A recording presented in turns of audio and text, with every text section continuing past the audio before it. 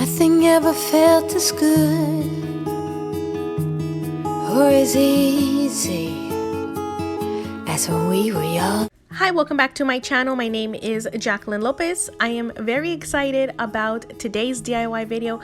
I am going to be doing the very popular glitter snow globe tumblers. Now, usually you do these with Starbucks tumblers, but I'm going to do my Dollar Tree take on this. I loved the end result and I can't wait for you to try it. I hope that this is one that you recreate.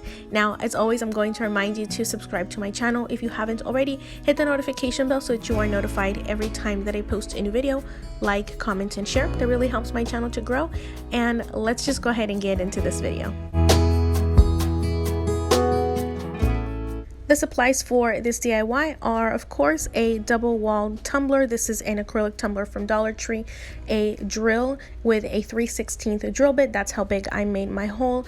Assorted confetti, glitter, sequins, anything you want to add inside of your tumbler. You are going to also be needing some clear glue. I also have the option of clear glitter glue, and then some resin or epoxy to seal the bottom of your tumbler. First thing you're going to do is make your hole at the bottom of the tumbler. This is where you're going to put the glitter in. I did mine off camera using a 3/16 drill bit, and just make sure that you do it in the exact same area that I did mine. That'll help towards the end. I'll explain later. But I wanted to show you this example. I love this cup, and this is the cup I actually wanted to use, but I cracked my tumbler because I wasn't gentle enough. You have to be gentle and do it very slowly. I tried to do a larger hole, and even though I was careful and gentle, it still cracked it. So my advice is to just go up to a 3/16. That's based on how thick these tumblers are. If you are using a Starbucks cup to do this tutorial, you may be able to do a larger size up. So now comes the fun part, and it's deciding how I'm going to embellish my cup. You do need to add, I think, about an inch or a little bit less of whatever filler you're going to do before you add like your snow globe solution. So I just went ahead and decided on this like lighter copper glitter, and I'm going to be adding the entire little bag of it. I just snipped one of the corners, and you're just going to put it in through the hole. If you have a Cricut, you already have a weeding tool. I'm going to use my pokey tool later on. The glitter is fine enough that it goes perfectly fine through the hole, but if you are going to be adding anything larger, you can use anything to try and just kind of push it through. You can, of course, just use a pencil or a toothpick.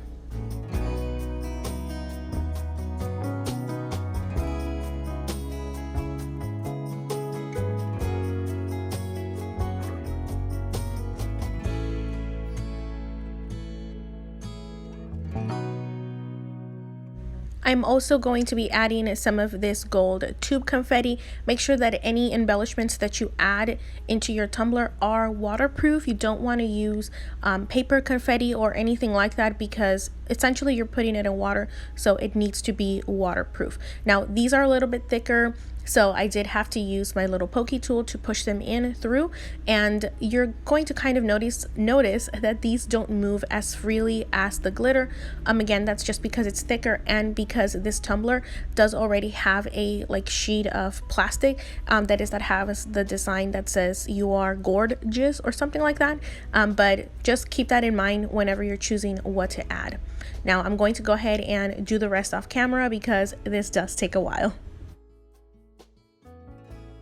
Now it's time to make our snow globe solution, and I'm going to do that using some clear glue. Of course, you can always use glitter glue because that's basically just clear glue with glitter. And you're going to do 2 parts of water to 1 part of the glue. So it's about half of this bottle that I ended up using. I did 4 ounces of water and 2 ounces of glue.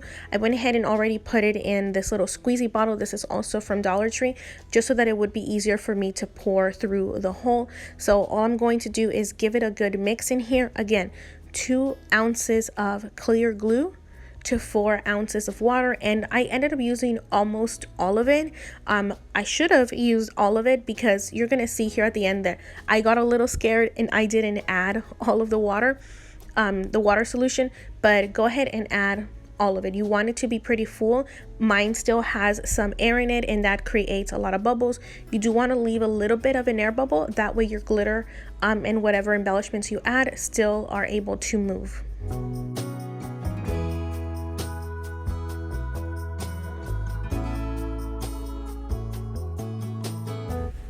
You know, I love to show my mistakes so that I can help you not make them yourself. My mistake here was I started to flip it around and move it to see how full it was and how the glitter moved. So that created bubbles at the top, which at that point made me think that the cup was already full enough of my solution, and it hadn't yet. So if you turn it around, let it sit so that the bubbles dissipate, and then once you are done filling it completely, you are going to take some of these adhesive dots to seal the bottom. Now this is just a temporary hold. We are going to be mixing up some epoxy. I am using one from the Mod Podge brand, and I absolutely love it. I made such a small amount. I made, I think, 10 millimeters, and I ended up using only about 5. Follow the instructions on whatever epoxy you use. They each have their own set of directions. The best advice that I can give you is to do this with a mask, gloves, and in a very well ventilated area. The one that I bought from Mod Podge is food safe and has very, very low fumes. I couldn't smell anything afterwards, and of course I was using a mask, so I'm not going to make this part of this tutorial. Follow the directions of whatever epoxy or resin you do use.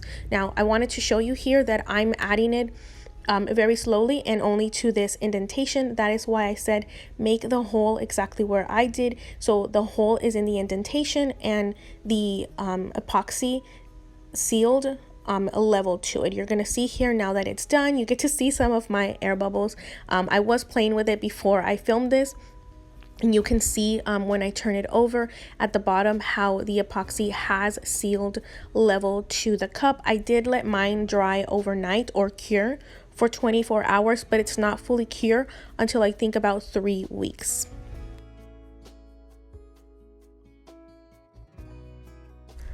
As you can see here, mine did dry with some bubbles. There are a lot of things you can do to prevent that from happening. You can also mix in some glitter, and that'll make the bottom of your cup really pretty as well. I pointed at the area where I had made the initial hole, and as you can see, it dried really nice and hard and level. I love the way my cup turned out. Even with all of my little mistakes, I still ended up loving it so much, and it is going to help me in the future when I make new cups. I still have a lot of epoxy left, so I'm definitely going to be making some more, and I hope that it helps. If you decide to make some yourself, let me know. If you do, tag me on Instagram. I have my email in the description box if you want to send me pictures of what you recreate. I do love connecting with you. I have made great friends, and as always, thank you so much for taking time to watch my video. You have a very good rest of your day. Bye bye.